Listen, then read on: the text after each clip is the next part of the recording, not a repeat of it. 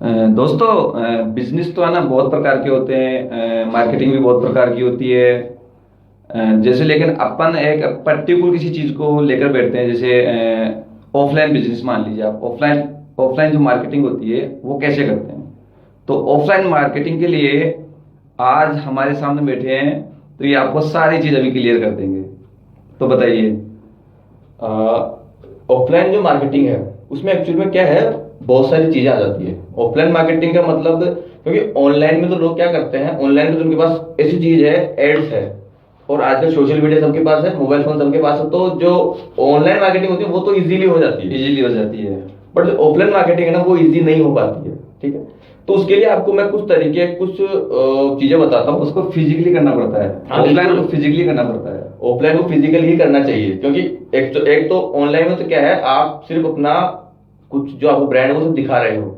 Physical में आप ऐसे मान लो आप मिल ही रहे हो सामने वाले से जाके। ठीक है, तो इसमें कुछ चीजें मैं बता देता हूँ वैसे आपको। ज्यादा ट्रस्ट है ना जो मतलब ऑफलाइन में ज्यादा बनता है कस्टमर से। हाँ, क्योंकि हाँ, फेस टू फेस मिलना बहुत बड़ी बात जो है। ट्रस्ट वाला इश्यू है ना, वो ऑनलाइन ऑफलाइन में सही है, सही है। ऑफलाइन के मुकाबले पे। क्योंकि हमने बहुत बार देखा कि ऑनलाइन में जो चीजें हम लोग अगर ई कॉमर्स वेबसाइट से ऑर्डर भी करते हैं, वो गलत चीजें आ जाती है, तो वो चलने वाली चीज नहीं है। बट ऑफलाइन में जैसे हम लोग नहीं, ऐसा होता नहीं है कि गलत चीजें आ जाती है। कई कई बार हो जाता है। देखो, पैकिंग करने में भी मिसअंडरस्टैंडिंग हो सकती है, ऐसी कोई वो नहीं वो है। सब हो सकता है है। ना? अपन बात कर रहे हैं जैसे ऑफलाइन बिजनेस की, मार्केटिंग की बात करते हैं, तो मैं आज कुछ पॉइंट्स लिख के लाया हूँ ताकि मैं अच्छा। बता सकता हूँ कि मतलब कि क्लियर व्यूअर्स को बिल्कुल क्लियर वो मिलना चाहिए, जो नॉलेज मिलनी बिल्कुल चाहिए, सही बात, सही बिल्कुल सही बात। मिले।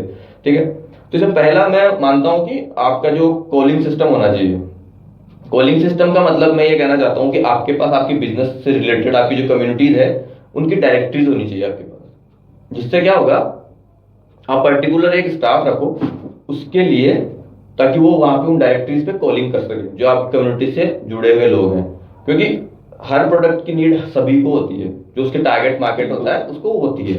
तो एक डायरेक्टरी होनी चाहिए उससे रिलेटेड, ताकि वो पर्टिकुलर एक स्टाफ वहां पे रहे, ताकि उसके लिए वो काम ही करता रहे, कॉलिंग करता रहे, ताकि आपके पास लीड्स आते रहे, जो इंटरेस्टेड लोग हैं वो आते रहे। कोल्ड कॉल जिसको बोलते हैं वो होनी चाहिए।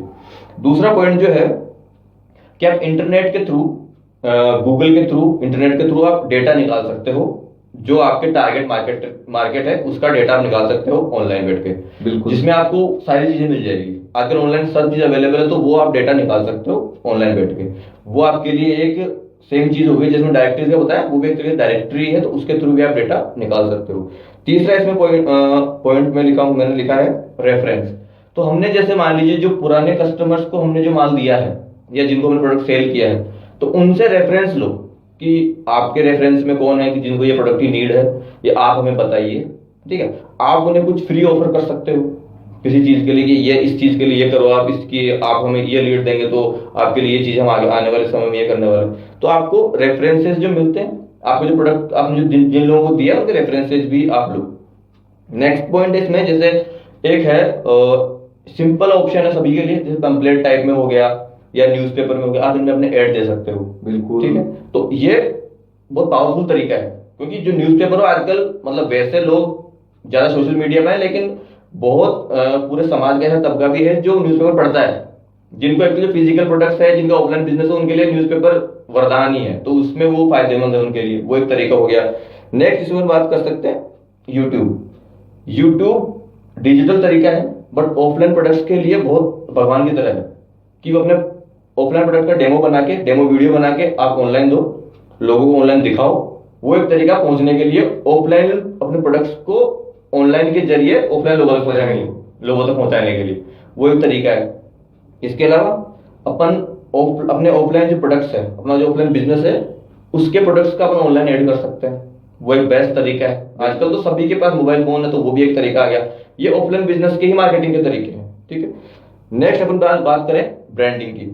ब्रांडिंग से हम लोग कर सकते हैं, जैसे हमारी कार होती है, हमारी बाइक होती है, या हमारे जो दोस्तों की कार बाइक होती है, उनके ऊपर हम हमारे ब्रांड की ब्रांडिंग कर सकते हैं, जिससे कि लोगों के सामने, लोगों में उस ब्रांड के प्रति अवेयरनेस बने। मतलब बार बार अगर वो लोगों के सामने जाएगी तो वो लोगों को याद रहेगी, वो याद चीज़। रहेगी। मार्केटिंग उसी को पता जाता है जो बार बार लोगों के सामने जाए और उनको याद रह जाए, वो मतलब क्लिक कर जाए लोगों के दिमाग में।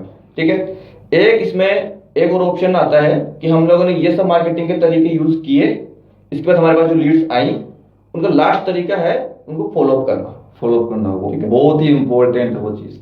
फॉलो अप करने से क्या होगा, आपके पास जो भी लीड्स आई हैं, अगर आप मान लीजिए किसी ने सिर्फ इंक्वायरी करी और आपने उसको उसको आवश्यकता थी, बट आपके मान लीजिए किसी चीज की वजह से वो नहीं आ पाया या आप वो लीड कन्वर्ट नहीं हुई, तो आप उसको 2 या 3 या 4-5 बार अगर फॉलो करोगे तो उसका वो लीड कन्वर्ट हो जाए। तो नहीं होता है, ये कन्वर्ट होगी ही वो 100%। 100%। इसमें क्या होता है, जैसे अगर किसी व्यक्ति को हम 4 से 5 बार फॉलो करते हैं ना, तो उसमें से अगर हमारे पास 100 लीड्स है, 100 लीड्स में से मान लीजिए हमने 10 कन्वर्ट कर ली स्टार्टिंग में, जो 90 बच गए, अगर उन 90 को हम पर्टिकुलर तरीके से अगर फॉलो करते हैं तो उसमें से 20 to 30%, 100% कन्वर्ट हो जाती है। तो ये फॉलो का सबसे बढ़िया तरीका है। तो इन सभी जो वेज मैंने बताए, इनके थ्रू आप अपने ऑफलाइन मार्केट की जितने प्रोडक्ट्स है आप इनको ऑनलाइन सेल कर सकते हो और इनकी मार्केटिंग कर सकते हो अच्छे तरीके से।